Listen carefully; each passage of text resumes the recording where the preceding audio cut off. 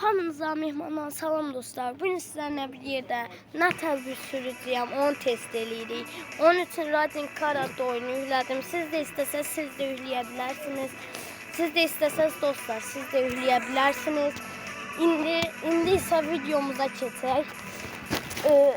Videoda bu maşını sürəcəyik dostlar. Çünkü ben taza başlamışam. Yaxında da bir dəqiqə küçədə maşın çəkir. Yaxında da dostlar istəsəz ayrı bir maşınlar seçib oynayacağıq. Başlayaq.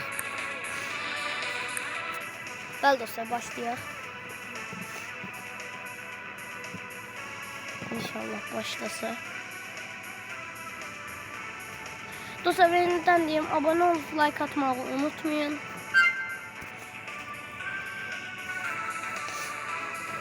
Abone olup like atmayı unutmayın ki belə videolar daha çox gəlsin. Bəli dostlar, indi baxaq görək nə sürəcəyik. Drift at.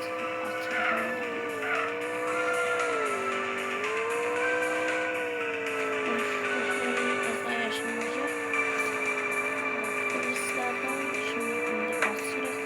Xeyr.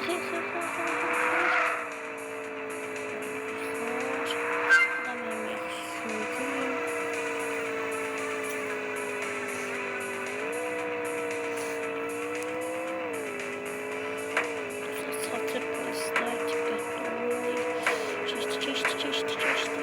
Aha. Bəli, dostlar, dur.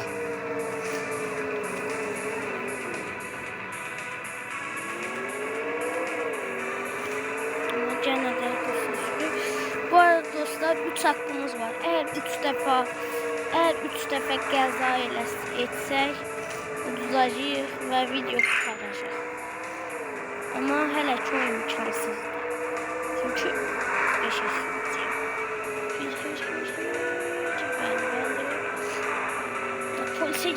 polise girdik. Polise girseydik bir de polisle uğraşacaktık sanırım. Dostlar küçədə də az qalır qəza oldu. Dostlar, maşınların səsini bəlkə də eşitdik. Az qala küçədə qəza oldu. Dostlar, az qala qəza eləyirdi. Və gene bir yarışçı talebiyle. Dostlar, 2 hakkımız kaldı. Reklamına. Dostlar, bir dəqiqə reklam keçsin. Bəli dostlar, devam edirik.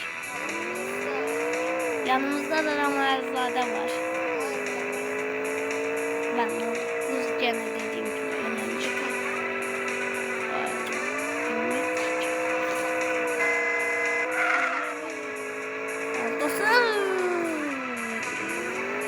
Dostlar, Ramazade ile de oyun videolar gelsin istiyorsa beğenin. Ben istedim. Maraqlı yok. Biliyorsun bizde.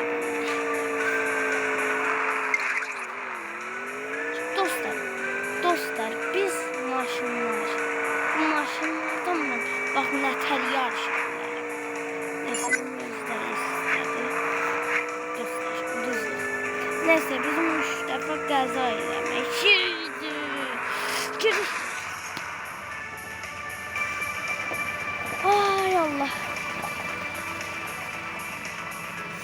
Dostlar, son bir qəza hakkımız kaldı. Dostlar,